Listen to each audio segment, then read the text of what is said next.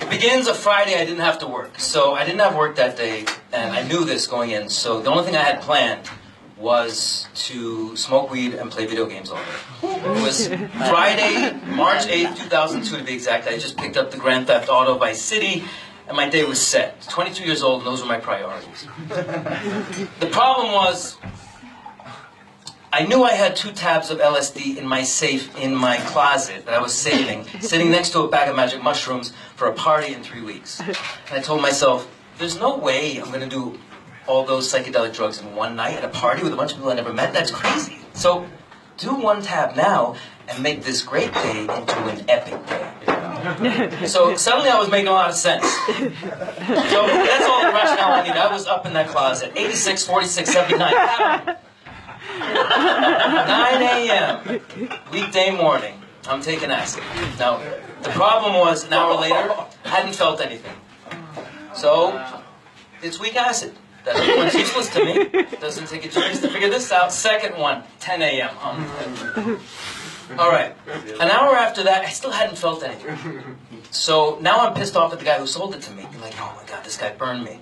So almost out of spite to that guy, I'm going to eat that whole bag of magic mushrooms. And I'm going to eat the whole bag this time. No halfsies like the LSD. All of it. Because fuck that guy, right? So I'm eating this disgusting bag of shrooms, and if anybody knows shrooms here, they taste like shit for a reason, because they are shit. It's a fungus that grows on cow poop. And let that be a testament to how good this is. If you were to ask the average drug user, would you pay good money to eat something that tastes like shit, to feel like that? And the answer is almost universally yes. You know it's fucking good. So I'm choking it down. The last bite's going down, and all of a sudden, I feel something, like a wave. Like, it's that first tab of acid. And it's strong. And if anybody knows good LSD here, you know good LSD comes on slow. This is 2 hours slow. Problem is, I've got another one in the mix. And I've got a stomach full of shrooms. This day's gonna get interesting.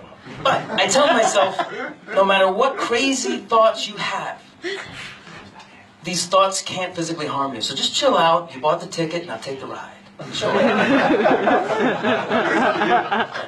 11:30, I'm tripping balls. And my apartment's buzzing. The colors are beautiful. My hand is just doing this for a while. And all of a sudden I hear this.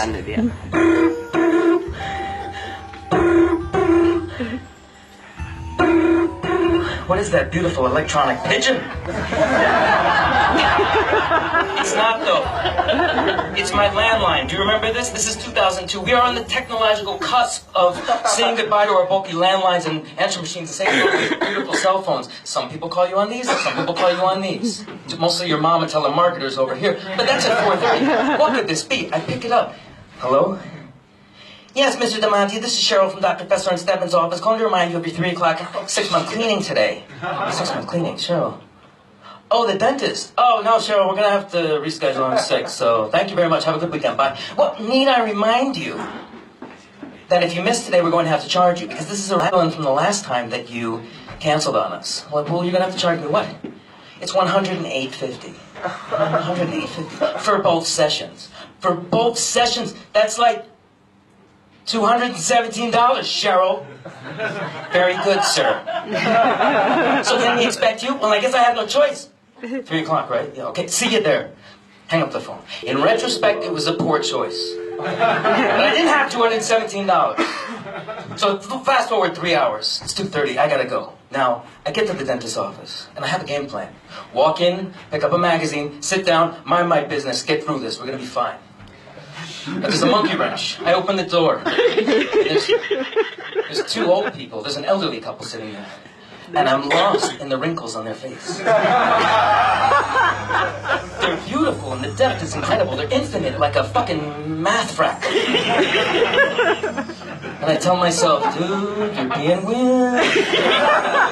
Say hi. Sit down and grab a magazine.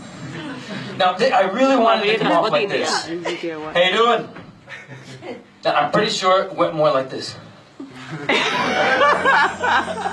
Hi.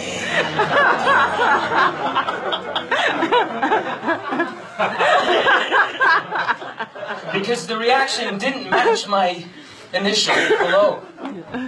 All right, strike one. Got a magazine, this National Geographic. The yellow trim on the border is incredible. It's brilliant. I've never seen it like. I open up to a spread of indigenous birds of Costa Rica, and their feathers are just as beautiful and intricate and infinite as the wrinkles on his face. And everything's going fine. I'm like, all right, this is what acid was meant for. You're doing all right. Until I hear this.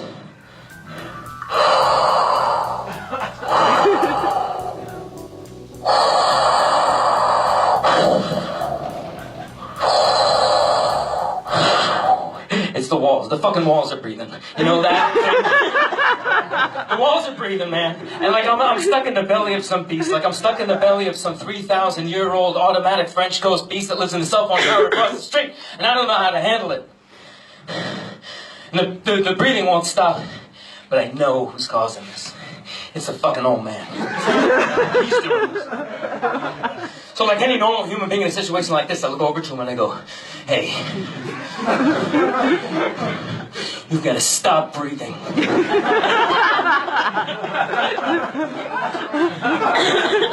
He's got an answer for me though. With one swoop, he looks over at me and he simultaneously grows out thousands of hairs out of his face, chest, neck, and head, and he turns himself into an Ewok from Return of the Jedi.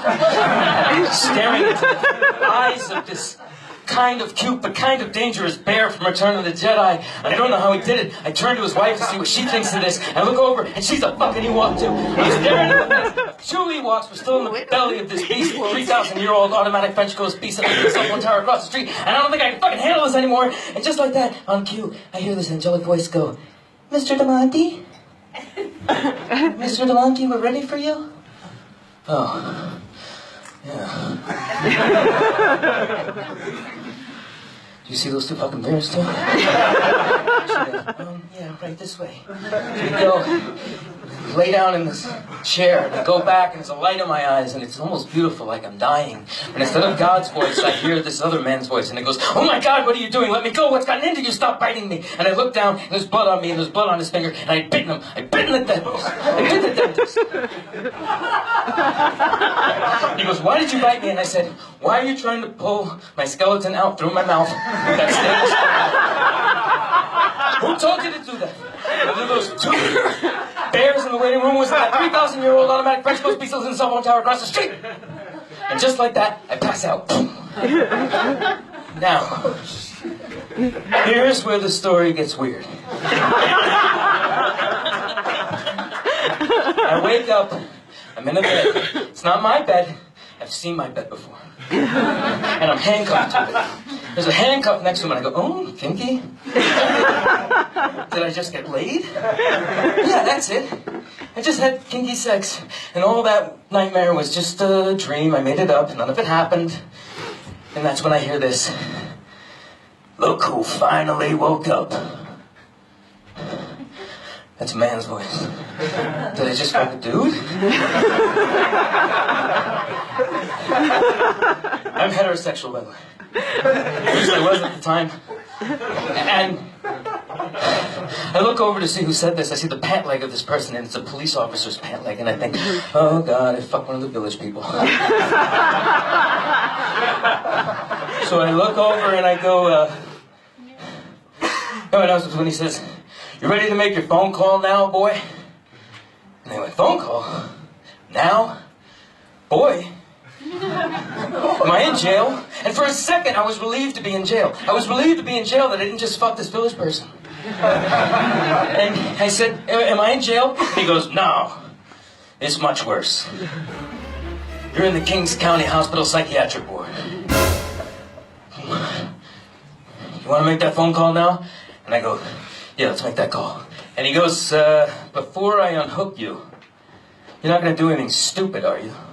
And I go, no. I haven't done anything stupid all day. Why would I start now? So he unlocks me, and he brings me over. He drops a quarter into the phone, and he takes the phone, and he hands it to me. And I go, wait a minute. Can I see my cell phone? And he goes, no. Your cell phone is just locked up. You can't see it. And I go, well, this is 2002. I haven't memorized the phone number since 1996. What am I supposed to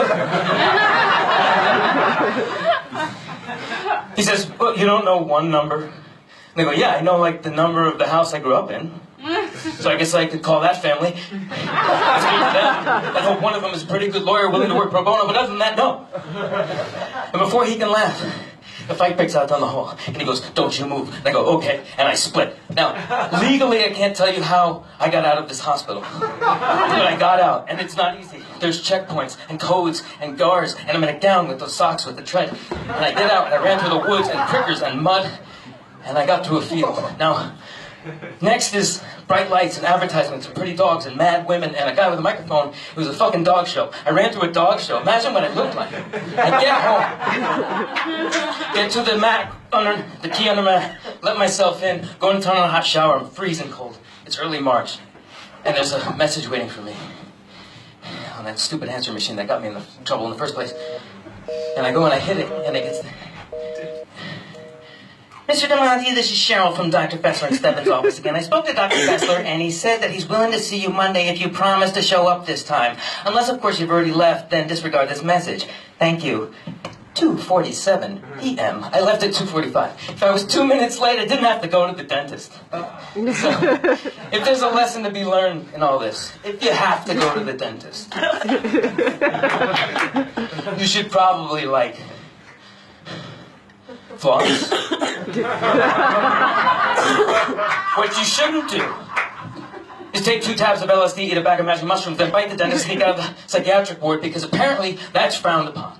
Now, if you're wondering, is this dude up here in Spanish exile because he bit the dentist and fled to Spain? The answer is no. But I am new in Madrid. So, if any of you know a good dentist, I could certainly use a recommendation. Honestly, don't tell them any of this story. And that's the story of when I went to the dentist and wound up in the psychiatric ward. Thank you, guys. Ladies